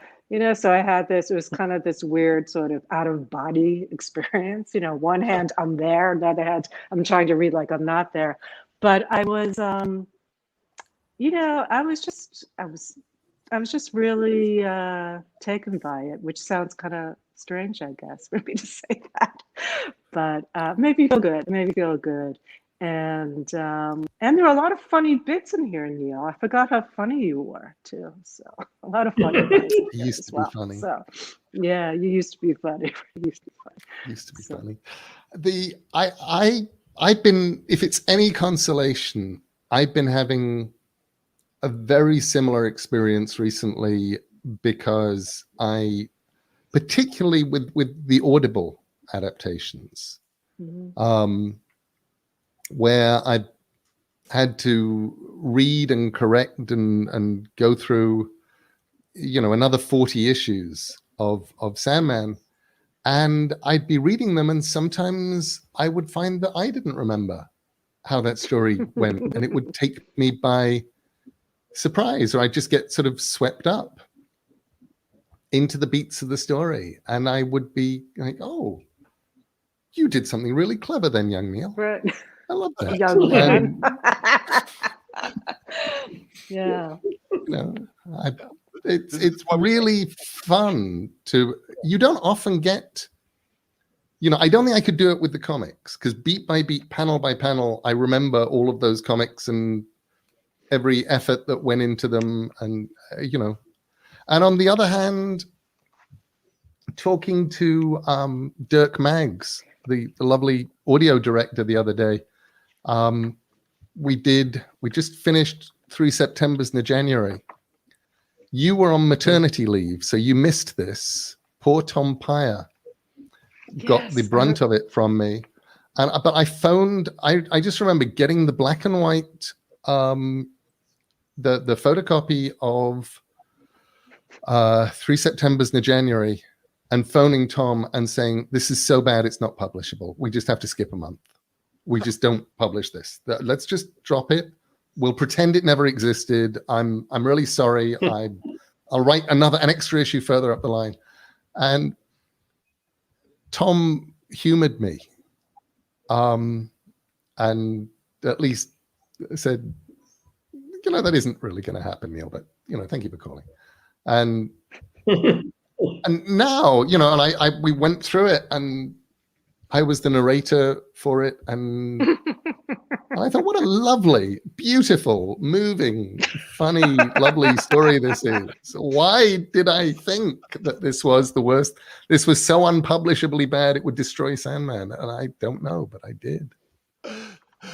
Oh, that's interesting. Okay. It's going to be an interesting experience revisiting some of these stories because, particularly in this first volume, they're a little clunky, they're a little chunky. Yeah. I was struck particularly listening to the audibles of how well they work as radio plays because they're so periodically structured, right? They're structured as a self-contained thing. That I'm curious is if that will still continue to work when we get to something like Kindly Ones, where it's a serial, as opposed to self-contained things. And there are bits that are adapted that, I think particularly like the Little Nemo stuff, like it kind of doesn't work as anything other than a comic book, the choices that are made there for what you keep and what you lose. How hard is it to make those choices? It's always absolutely fascinating. Watching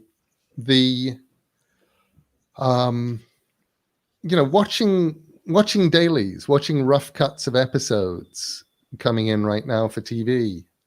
I'm going always into this is what we could do. This is what made comics.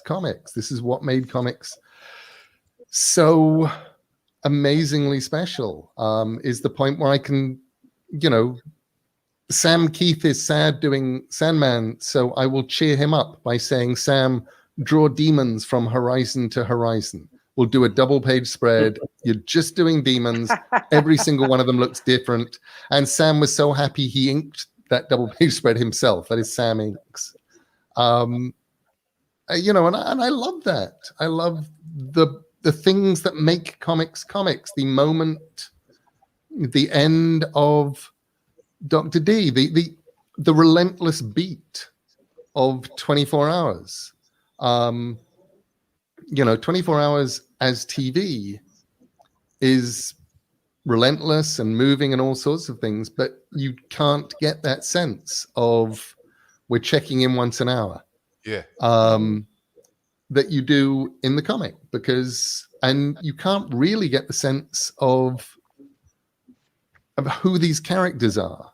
You're not allowed to just have a narrator who stands off to one side and says, Betts realized the real problem with stories is that if you keep them going long enough, they always end in death.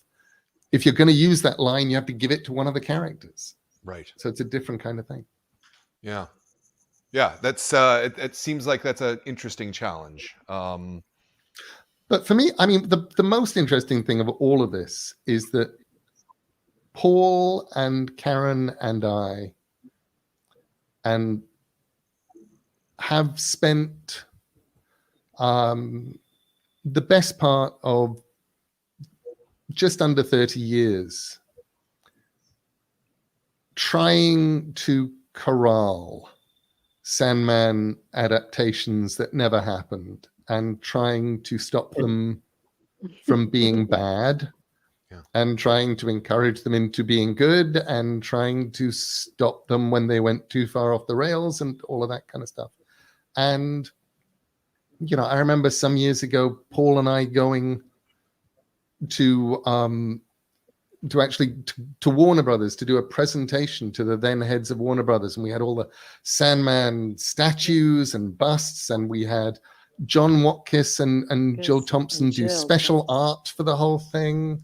Exactly. We did this giant presentation for how you could do Sandman. The Matrix had just happened, so this was how you could do Sandman as 3 movies and a bunch of sort of, you know, animated things that we'd release between movies or whatever. And we got to the end, and Paul, I will never forget this. The one head of, at that time, there were 2 heads of Warner Brothers, and one of them turned to the other and then turned to us and said, "Thank you for the presentation, gentlemen.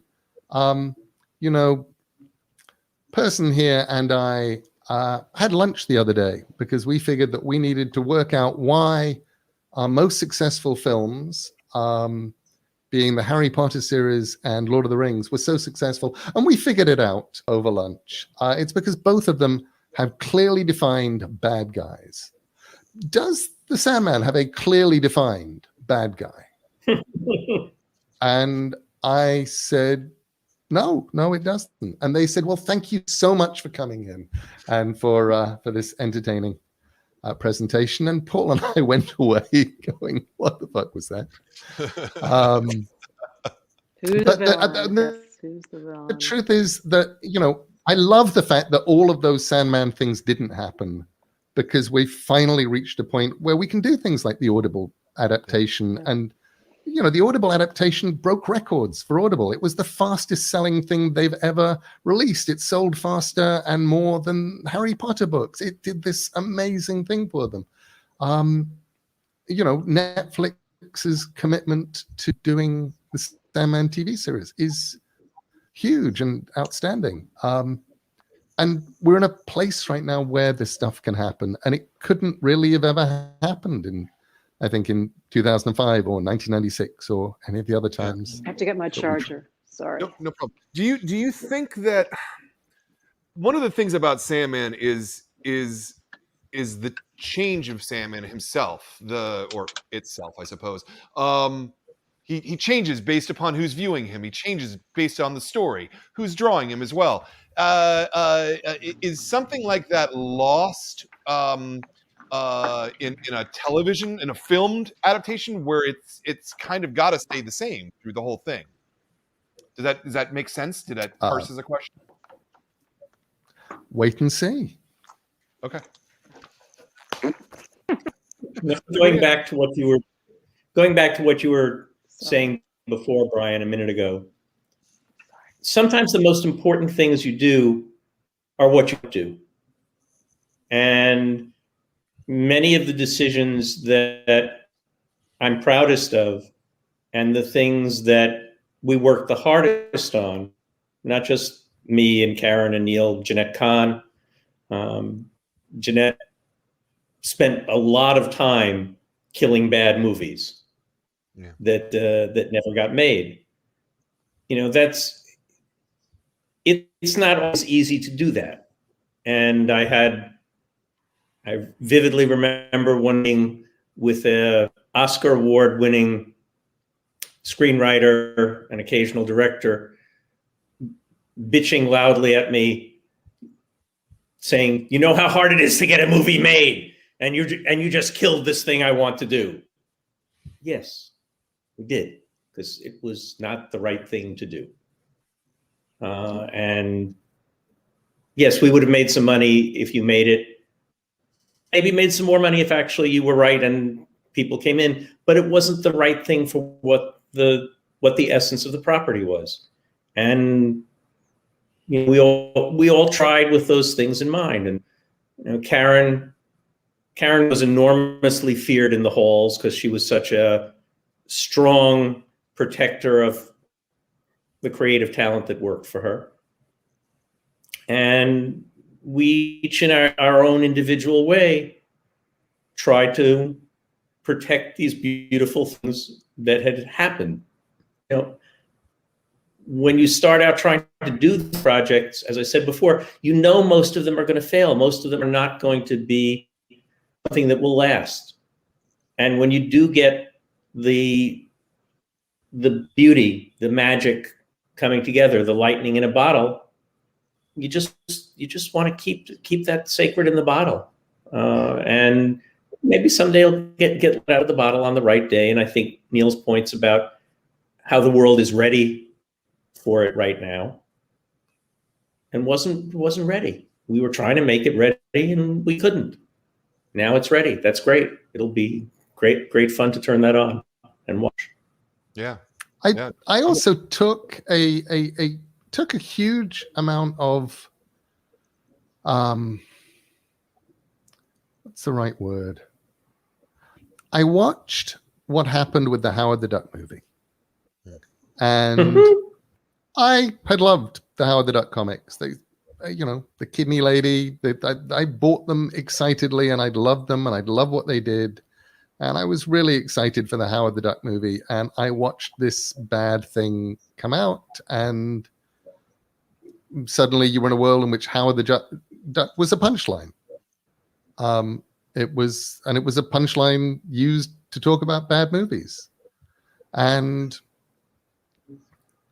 I would run into people who were genuinely baffled that I would fight to stop bad movies of my stuff being made. Because they were like, but you'll make, hundreds of thousands of dollars or more. And I'm like, yeah, but I don't want Sandman ever to be a punchline. And there were versions of Sandman. There were scripts that crossed my desk that were Howard the Duck level bad. There was one which was, I never read the whole thing.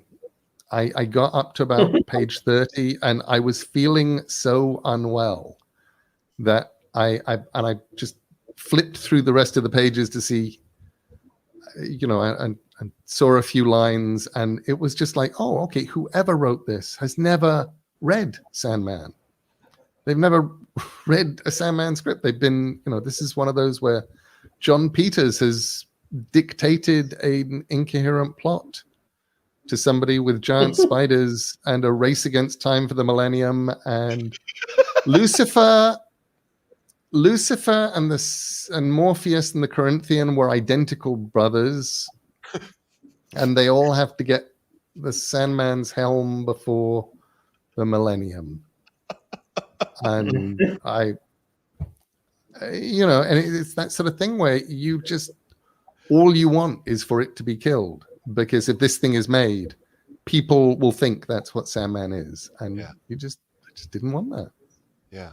And I was so lucky in having Karen and in having Paul, who absolutely supported me. Yeah. And that was so important. Yeah. Yeah. And I'd say it was easy to support you. The same thing, right? This is really true to the work. I hope that the television show is the same. There's obvious care and love and thought put into this. It's the way it should be. And it's great that we're in a position that you can do that. It is, and I think it is very much a phenomenon of now. Yeah. The world is changing in fascinating ways. But just the fact that I was on New Zealand television last night and somebody produced an absolute Sandman to put in front of the cameras and then got me to sign it. And I'm like, it's this thing that we did that I thought when I was doing it was transient, will outlive me. And I love that. I'm so proud of that. Yeah. Oh, that's fantastic. That's fantastic. This has been a really good conversation.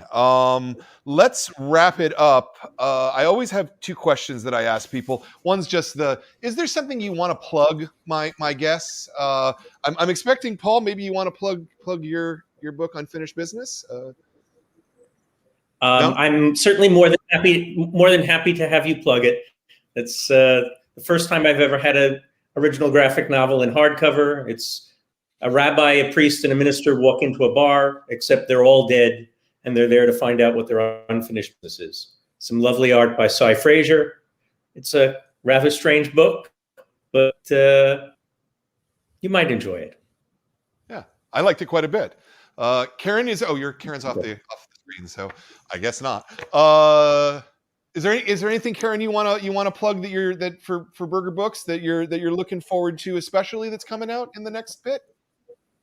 Well, something that just came out that I'd like to plug is Post York, by written and drawn by James Romberger, and it's just a beautifully told, terrifying tale, really about what happens when the polar ice caps melt and what happens to New York.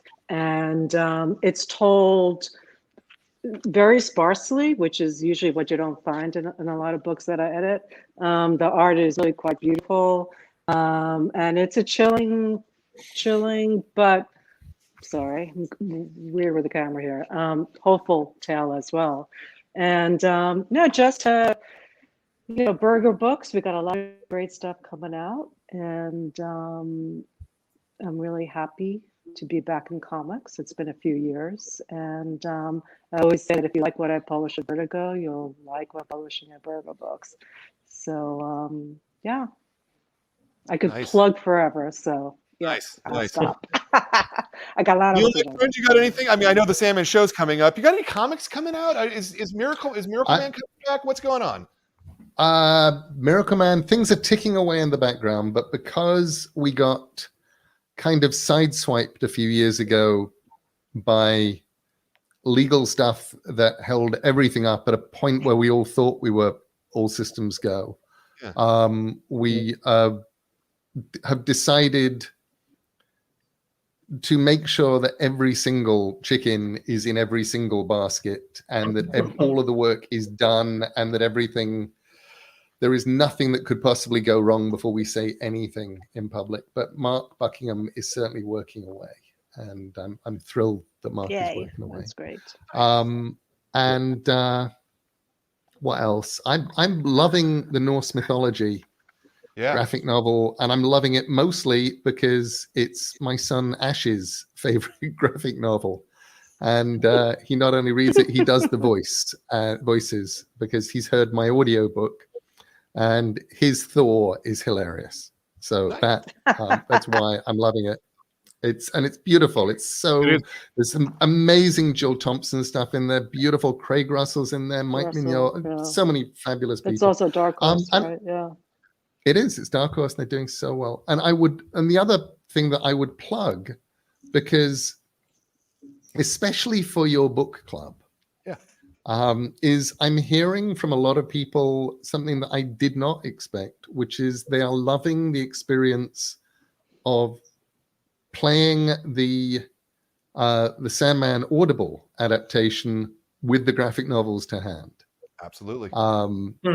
That's cool. And that makes me really happy, because they're getting sort of something else out of it.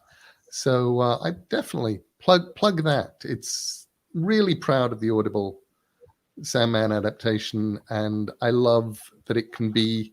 Also, just love the fact that people who had either visual issues, which meant that they couldn't literally read comics, or the kind of brain processing issues that means you just look at a page of comics and you don't get a reading experience out of it, are both now able to go and enjoy comics as well as the people who do love comics. They can all access Sandman. Yeah, and it's not only is it available on Audible, but you can get it as a physical box set here. Stores like mine sell these things. Come buy them from your local. Absolutely. That's always what I say. Great pitchman, Brian. Yeah. Definitely. I gotta. I mean, that's right. You gotta do your bit. So the last is there's a lot of people who watch this series who are aspiring creators. They want to create. If you had a piece of advice that you would give to an aspiring creator, whether it's physical, whether it's philosophical, just one sentence. What follow your dreams. Follow your dreams and read your contracts. And read your. I like that. Paul? Both. Don't give up. Years ago, we had a consulting company come in and analyze how we recruited new talent. And they came up with no useful advice, but they came up with a magnificent metaphor that I've been talking about ever since, which is they said, basically what you do is you ask people to hit their head against a brick wall until the brick wall breaks. At that point, having determined that they're sincere, you check and see if they have any talent. So if you want to be a creative person, you have to be willing to hit your head against the brick wall until the brick wall breaks. And I think that's true for comics, that's true for prose, that's true for acting, pretty much every creative medium. Have a hard head and don't mind the headaches. It's a wonderful thing if you can get through. Love it. Love it. Karen? Be true to yourself. Respect others as you would have them respect you. And shoot for the moon. Yeah. Love it. I love looking back on it, Karen. It amazes me how many artists we gave their first gig to on Sandman, and how many of them went on to become stellar, and how many of them we've never heard of again. And both of those things happened, and I love that we did both of those things. We would always take a chance on people. We would always, and sometimes if we felt they weren't ready, we'd then keep an eye on them until the point where, like Mike Allred. Like, yeah, I knew to say remember that. I remember that. Yeah, I remember that. Yeah, yeah. He just wasn't quite ready for the big time, but he was amazing. But we kept an eye on him, and I still remember as soon as he was ready, it was like, come join, draw Sandman finally. Do prez. Yeah. I remember that. Awesome. Yeah. That's great. I want to thank the three of you for taking your afternoon or evenings to be part of it. Honey. It's late here. I do really appreciate it. Thank you. And it means something to me. And the work that you guys have helped shepherd means something to me and means something to people. And that's what this is meant to celebrate, is that work. So thank you so much for that. I want to say to everybody, give me a one shot, Jordan. I want to say to everybody who's watching this, if you like this interview, we do these every month. We pick a brand new book every month. We've got the Graphic Novel of the Month Club. This is the classic edition, so we're picking books from the whole history of comics. This is this month. Next month we're doing Marvels, and we're talking to Kurt Busiek. We also have a Graphic Novel of the Month Club that's brand new material that comes out, exposing new voices, as well as, we had Barry Windsor Smith, so he's not exactly a new voice, but next month's book is Delicates. Brenna Thumler is going to be talking to us. Mm-hmm. We also have a kids Graphic Novel of the Month Club, which is the best possible way to get kids reading and get them excited. Next book that we're doing is Young Shadow. We're talking to Ben Sears next month. So there'll be a link at the bottom, or there has been a link at the bottom that you can come and join the club, hear these conversations. There's a little bell in the top corner that will get you to subscribe to these things if you're interested in ongoing conversations about work. I want to thank my technical director Jordan for running the show. I want to thank The Beat for sponsoring us. I want to thank my staff for being the greatest staff in the world and giving me the freedom to be able to talk about comics in this way. And I want to thank the people who make comics, like these wonderful people here who bring these things to us. We couldn't do it without you. I love you all so much, and I can't wait until this whole disease thing is over and we can see each other, give each other big hugs, because I really, from the bottom of my heart, I thank you for everything. Well, thank you so much. Part of it, Brian. Yeah, you really are. You've done so much. Thank you, Brian. As a retail, you really, really have. Yeah, it's all what you guys do. I'm just amplifying what you guys do. I'd say I'm the easy part of the job. Anyway, so this has been the Graphic Novel of the Month Club, and thank you all. We'll see you next month. Okay, thank you. Good night. That was wonderful.